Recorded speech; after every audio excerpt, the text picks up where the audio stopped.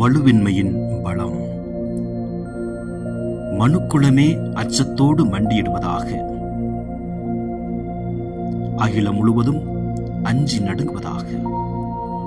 வாழும் கடவுளின் மகன் கிறிஸ்து திருப்பீடத்தின் மீதும் அருள் பணியாளரின் கரங்களிலும் தவழுவதைக் கண்டு விண்ணகமும் களி கூர்வதாக.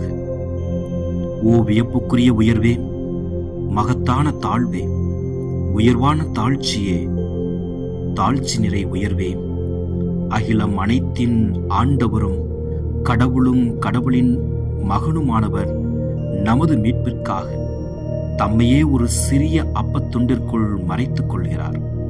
கடவுளின் பணிவை கண்கொண்டு பாருங்கள்.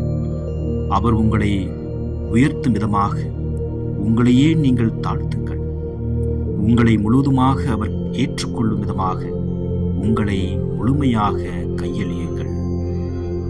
சபை அனைத்திற்கும் உரியதான மடல் இது.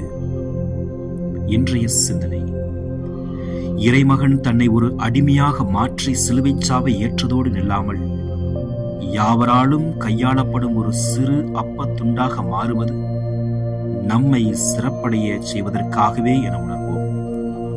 அன்பின் உச்சக்கட்டம் தன் அன்பருக்காக உயிரையே கொடுப்பது என்றாலும் நடைமுறையில் ஒரு நல்ல அன்பர் மற்றவது நலன் கருதி தன்னையே வலுவற்றவராக்கிக் கொள்கிறார். அவர் தன் அன்பர் நிறைவடைந்திருப்பதையே தனது மகிழ்ச்சியாக கருதுவார்.